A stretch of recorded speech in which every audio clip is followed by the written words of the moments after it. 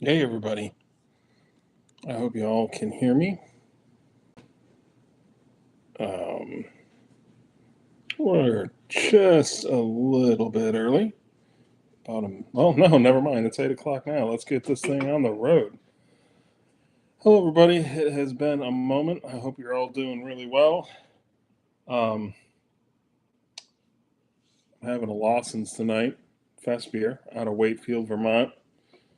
If you ever get up to Mount Mansfield, and you can check Lawson's out, it is a pretty good brewery. It's their fest beer because, hey, we are in Oktoberfest season. And it's a good one. Um, hope you're all doing well. It has been a while. Um, I have come to the conclusion that 2025 is a year that I will hopefully soon forget. Um, so let's start from the top. Um, let's start from the top. Last Sunday was Labor Day weekend. I was at the shore and not in a position to really host a live stream. So that's why I bumped it. And to be honest, um, this week has been pretty rough in its own way. So I feel like I am a broken record. And it's funny because as I got to thinking about that, I feel like the last couple live streams have been awfully similar in tone and tenor. And yeah, I've had some big thoughts about that. Before we go any further, though, Eric, I believe you were out and about. Um, it has been a while, so I can't remember where you were headed, but hopefully, wherever you did go, it was successful and you had a successful summit. Because it has been a while. I know, Pretzel, you were getting ready to go to the convention later this month. Hey, Nick. Um, glad you're here. Hey, Archie. Glad you're here as well. So, like I said, it's been a year. I have stopped making high pointing plans for this year. Just done. They keep getting upended, and so I'm done for this year. Um, let's see, Pretzel, Archie, Nick, Eric. Nice. I'm glad you're all here. I was gonna try Boundary, but the night before there was a permit available for Whitney, so I knocked it out. Awesome! Congratulations. Um, it's a nice little segue. That my only goal for high pointing related things for the rest of this year right now is to get that California episode completed and out the door, ideally before the convention. Um, I hope you had a good experience on Whitney. Was it a day, so one big out and back, or did you have an overnight? Um, I'd like to know how you're. Oh, cheers, Nicholas. Thanks for stopping in. I appreciate it. Um, in 2 weeks, I'll be coming back from my trip. I believe it's coming Friday at 9:04 p.m. Oh, very good, Pretzel. Good luck. I hope you have safe and safe adventures, safe and rewarding adventures while you're out there. So, I'm seeing what else. Archie, I know I've talked to you and keep you're the one I was referencing to. Like, I'm not making high pointing plans anymore this year simply because I can't seem to keep them. So started at 6 a.m., finished at 8 p.m. Reached the summit late and hit a hailstorm and lightning. Oh, 13.7. I'm assuming coming back down. Um, so that is 14 hours. That is, you were hauling. You were hauling. So good on you, Eric, for making it up and back. So were still, God, you must have been near the spires.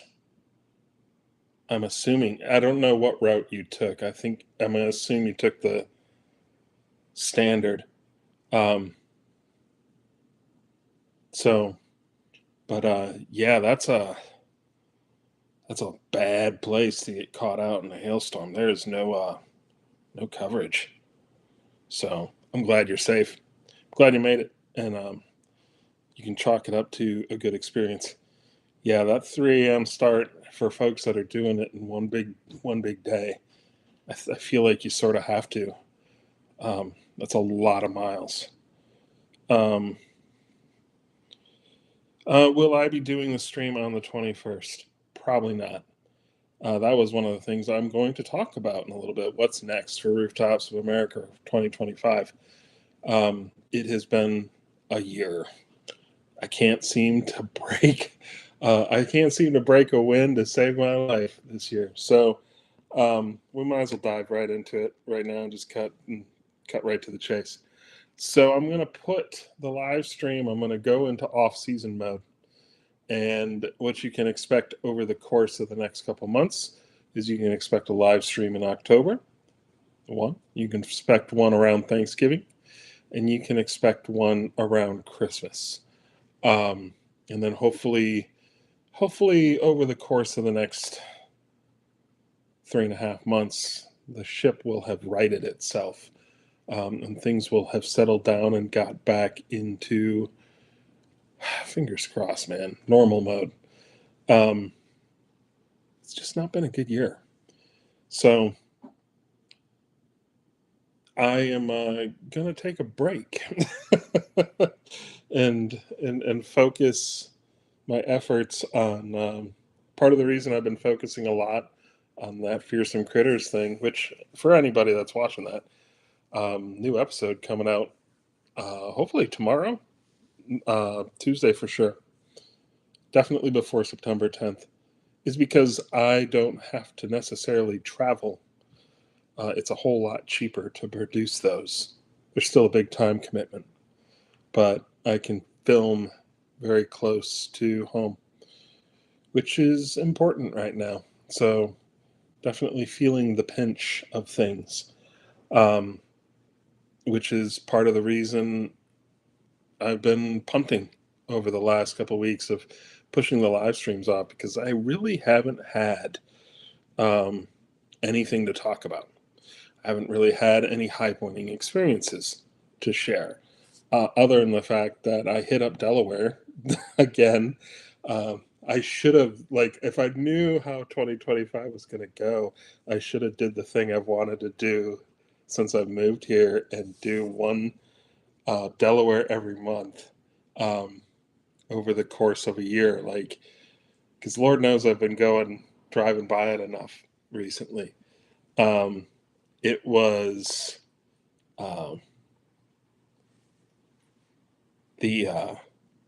it's been that sort of year. So Eric, I only have 5 high points left. Boundary, Rainier, Gannett, Granite, McKinley, and none of those, as Ringo Starr would say, it don't come easy. Those are healthy. I've got 4 of those. At least I got Boundary out of the way. Replace Boundary with Hood and add Bora on that list too. So that's hopefully those are back on the plate for next year. So I only got 1 state high point this year, Mount Mansfield, but it was a fun one. Mansfield is a fun one. 11 out of 56 for me, including Pretzel. I started a topic on Reddit asking about people's hardest and easiest high points. Easiest, that was a hike. Those were all over the place. If you've ever seen, I want to say it's the Martin list. I can't think of Martin's first name, but he rates them all like easiest to highest. And there is a ton, excuse me, a ton of U.S. state high points that are like, that are super simple. Even when I tried to do my own list of the easiest state high points, it gets really subjective really fast. Also asked about easiest 10K plus and hardest sub 10. Easiest 10K was almost unanimously Humphreys. There was a single person who said something else, and they have climbed Humphreys. So I could see the other one on there of easy over 10 being Wheeler. I could see that one entering the list. Depending on when you go, depending on how things shape up, because Humphreys can be a little bit of a beast. I remember when we were hiking up Wheeler, recalling that certain parts of it, I was like, honestly thought there were certain parts that were easier than Humphreys. But so, I mean, that would be my thought on the one exception. The hardest sub 10. I'd love to know what most people said. I suppose if you were going to hike the hardest sub 10 and you were hiking it, I wouldn't be surprised if Katahdin or Marcy or even Mount Washington creeped into that list. So, let's see. Yeah. So that's where I'm at right now for things. Just life has found a way to get in the way of my high pointing adventures. How about I leave it at that sort of poetic phrasing? So that's the plan. If a high pointing adventure happens, I will be sure to let folks know. But like I said, I'm done making plans for this year. If it happens, it happens. But I'm not committing to anything anymore. Instead, I'm focusing on getting things lined up for successful 2026, which basically lifts everything that I wanted to do this year to next year, particularly Bora. And then I'd like to do Hood and Bora. If I could get those two knocked out next year, that would be super. That would be a successful year. If I could get a third with Hawaii, oh my God, I would be beside myself. So we will see. Sub 10 was a mix between myself. Oh, and Guadalupe. I'm surprised somebody would say Guadalupe was hard. I don't know. I found Guadalupe. I like that hike. You've all heard me express how much I enjoy that hike. And that one person said New Mexico is the easiest. Okay, yep. So I'm not surprised. I think the thing that's nice about New Mexico is you can get food right at the trailhead. Also, one of my favorite things about Wheeler was we hiked it in June, and it was a heavy snowfall year that year, so there was still snow as we were trekking down, and we got to glissade down a good couple 100 feet, which was awesome, totally awesome. But there was when I refilled a water bottle, that spring melt, well, summer, because it was literally the first day of summer, but that water was some of the best I've ever had in my life. God, that was so good. So good. Cold and just so tasty.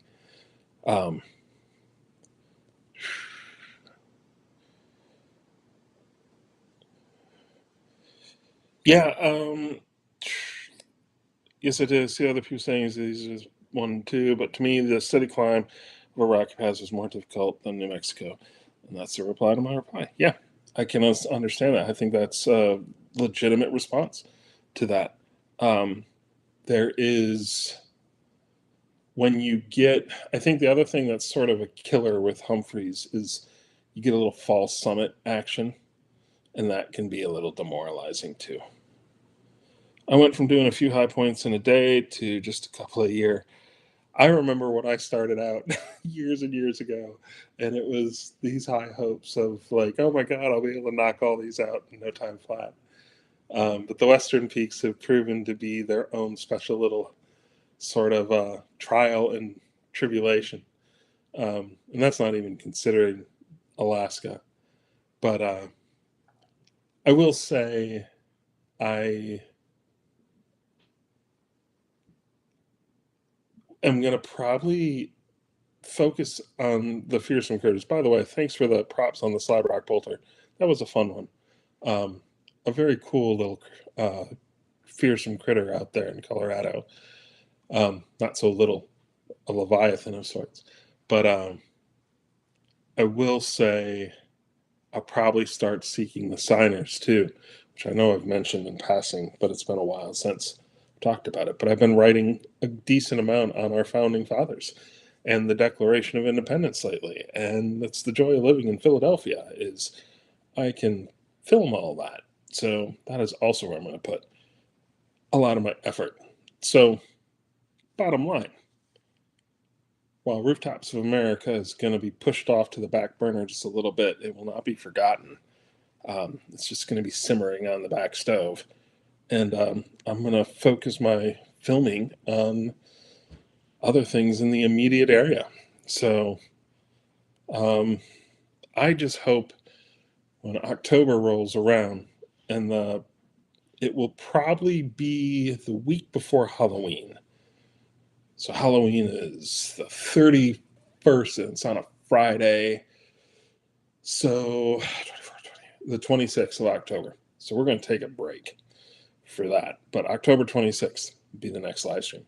And I hope I have something to talk to you guys about. Because I feel like I'm not doing you any benefit. I feel like I'm in repeat mode.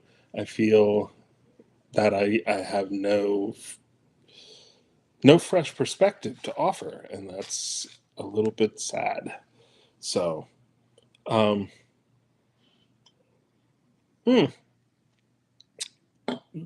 in a day is mine too. I did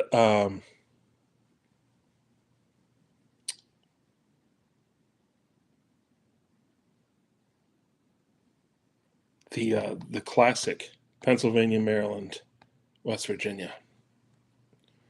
3. I feel that is probably the easiest 3 in a day you can do. But I don't know if that was what you did, Eric. So, but yeah, those are easy to knock out. The stream wasn't playing before, but I just reloaded. Will series episode finish off this year? That is also on the list. Like, I want that done, and I feel like I don't need to go anywhere to do it. I can shoot it here, not so far away. I'll probably finish it off at like French Creek State Park and get that out the door too. The script is about 90%.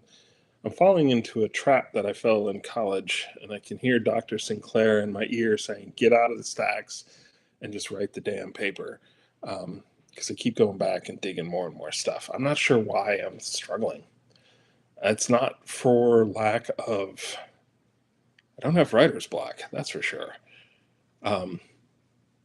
It's just one of these things where the thing that's most appealing to write about right now is not that. And so, but I do want to get that one done.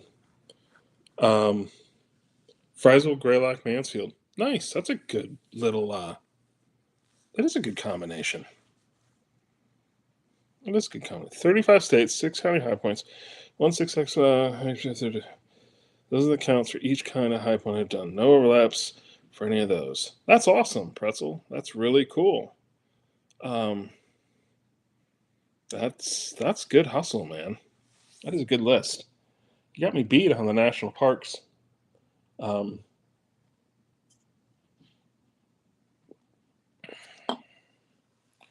other question I had, Sky. Ever thought of making a high pointing documentary? There is one that I've been writing here and there on Arthur Marshall. No. What's his... God, I even have a name for it. The Wandering Telegrapher. The first guy to ever complete all the state high points. And I want to say it is Marshall. I got the script saved. But I've been trying to put that together for about 5 years.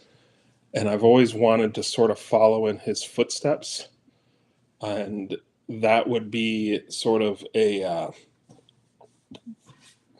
my high pointing documentary, um, is going through his lens of how he approached high pointing back in the 1920s, 30s. I think he got to start in the 19 teens, all the way through the 40s. And, his journey across America, back when, I mean, he died before there were 50 states, so he only did 48.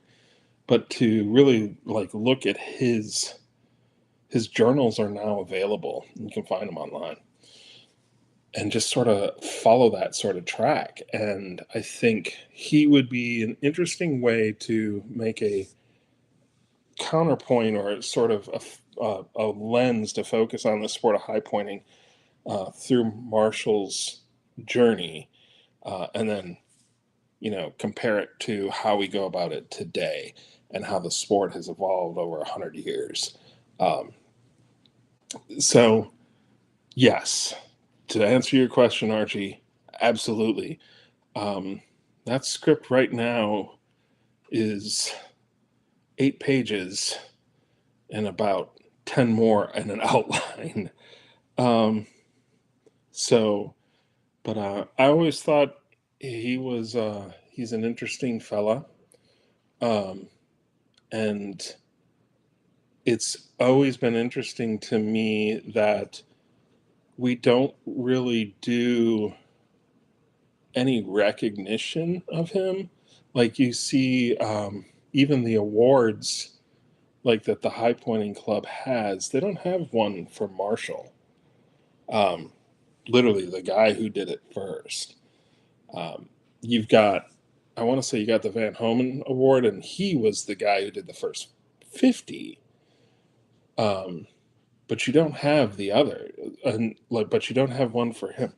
And I always thought that would be, I don't know, I want to highlight what he did, and also, like I said, compare and contrast to a modern day high pointing adventure. So, um, yeah, so I want to say the estimate, I saw an estimate a while back, somebody said was about 1,000, Eric. Um, like, that's the current estimate. I could be mistaken, but I swear I read that somewhere. So, more than you'd think, but a lot less. It's such a weird little list to pursue because, it's not as sexy as, say, all the 14ers in Colorado, or all the 14ers in the US or anything like that. Hey, Jess, I'm glad you stopped in. It's really good to see you. To parallel that, I think Eric Gilbertson's journey of climbing every country high point. Oh, that'd make a fantastic documentary. Every country high point. There's so much drama that's built into that. Just the ones that are super exclusive. Like, you could literally tell his story, and you put the angle on him trying to do one of the exclusive ones. Um, like, you film that exclusive one live, and then you relay the snippets of the other ones he's climbed, and blah blah blah. So that one would basically, I feel like it would write itself. Um, yeah, I think you're right. I think it would be um, much better when he's finished, but also it doesn't necessarily, you don't necessarily have to be put into shoehorn yourself waiting for him to complete. You could literally just target centered around an exclusive high point. So,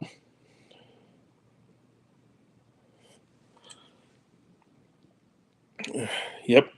Speaking of 14, is anybody else following Killian Jornet's project of linking all of the project of hiking all the? That's pretty cool. I am not, but I will pay more attention to it. When I complete all 50, I am not reporting it. Will you? Is it a certificate of completion? Um, I'm gonna report it. I'm gonna report it. I I think I so I've been thinking about this. What does the bumper sticker look like? What would you put on your car? Like, okay, so for Iron Man, you got the 140.6. People that do marathons, the 26.2, etc. 70.3 for the halves. But I feel like we should have one of those stickers. Is it 50 SHP? But then, how do you unpack that? How do you um, what does that look like? So I feel like I'm gonna own it. I am gonna report it to the High Pointing Club. I've got all my numbers or dates, and even for the repeats, like it's one of the few points in my life where I'm really meticulous about the dates and everything. But I also feel like I will customize my own bumper sticker and put it on whatever vehicle I have.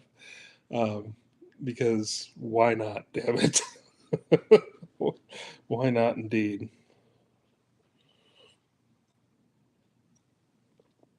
So, Travels and Tales Around. Send a quick hello from Taiwan. Wow. Very cool. Safe travels for you, Ron. That sounds really awesome. Here's the stats shown on the 385.50 completers, 743.48 completers. Wow. 50,385 high points climb. I'm surprised, like the membership has grown. Like even in the 10 years or whatever that I've been a member, maybe not quite that long. I don't think it's been a decade yet. Um, but I swear when I joined up in the club, it was around 1,000 members, maybe less. Um, so if I sum it all 50, the 26.2ers can suck it.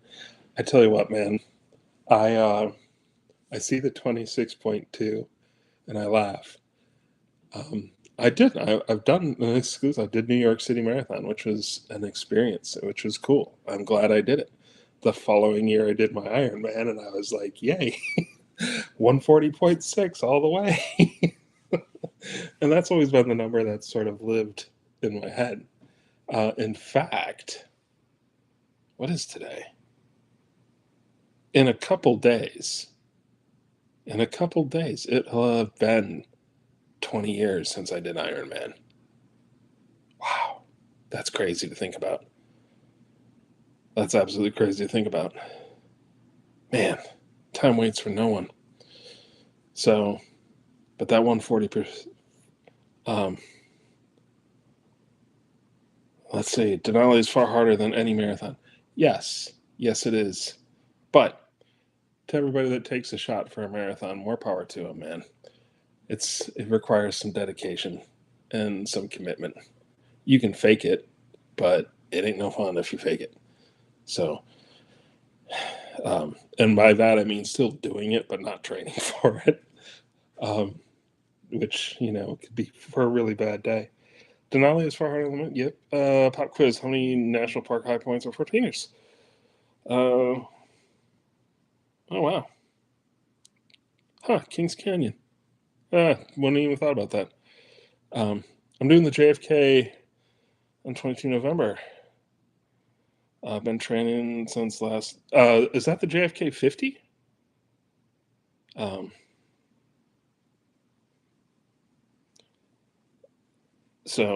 your boy Alex, welcome aboard, man.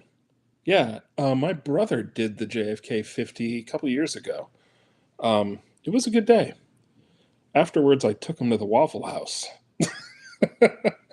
And Cody would tell you that it was the best Waffle House he ever had in his life. But I was support for him. If you have a crew coming with you, Eric, that's going to support you along the way, and you want you want your support team to also be well received by the other runners, have somebody bring a a speaker with music, they can play. But to go sort of off the beaten path, there's a part you're going to run that's down this trail, and it gets lonely. But I remember standing there waiting for Cody, and I was playing music off my phone. Um, and I wish I would have had my Bluetooth speaker. But I was playing it loud, for as loud as I could, and people loved it. They were just like, it was one of these points on the where it was getting difficult for folks, and it was just a huge pickup motivation for folks. And so that would be something I would recommend if you have folks coming to support you, and if they want to do something for everybody else, bring a little bit of music, and get them on the parts where there ain't a lot of cheering and stuff like that. I just learned that there's a string of Ivy League. Yeah, the Ivies, the Harvard, Yale, the collegiate peaks out there. I know Jess Loverfish, she was here for a moment, but she could tell you all about those. St. Elias is the second highest mountain in both USA and Canada. Does Fairweather have the semi-same distinction of being the third highest in both?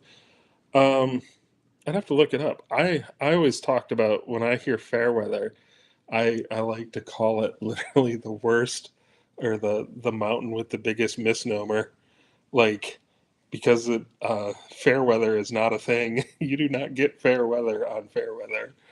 So ultra are cool. A coach of mine ran 100 miles last Friday. That's awesome. My wife is meeting me at Harvest Ferry. It's about 40 minutes west from our house. Very cool. When you said they're doing that on 22 November. Let's see. That is 22 November. Okay, that's that Saturday. I might have to try to come out there. I came out there for my brothers. I might have to come out there and cheer you on. I won't commit to it just yet, because at the top of the call I said I'm not making plans anymore, but that would be fun. I would, if you need another person, I might have to try to work my way on that list. So it's a good course, and I think you'll do great, Eric. All right. I'm going to wrap this one up a little early. So at this point, if you could put a percent on it, what are the chances you do it in May, June next year? 60%, as it stands right now, with the caveat, if things are more stable on December 31st, employment is solid and stable, let's just leave it right there, then that percentage will go up. So that's a question, Eric, I you should ask me over the next couple of months, how things are looking, because I'll probably be able to give you a better answer. Hopefully it'll go up. But that's where we're at right now. So, okay, check. Fairweather is not that. It's the seventh highest in the USA, and it is one of the most foul weather peaks in the country. Though I ain't got shit on Mount Washington. All right. Well, I will see you all in October. For those that are going to the convention, I hope you have a great time. And for other high pointing adventures, ultra running adventures, marathons, Ironman triathlons, whatever ruckus y'all get up into over the course of the next couple of weeks, I wish you, as they would have said, those swab jockeys in the Navy said, fair winds and following seas. So, and that's it. I'll close with that. I hope you all have a wonderful rest of the night, and I'll see you next month.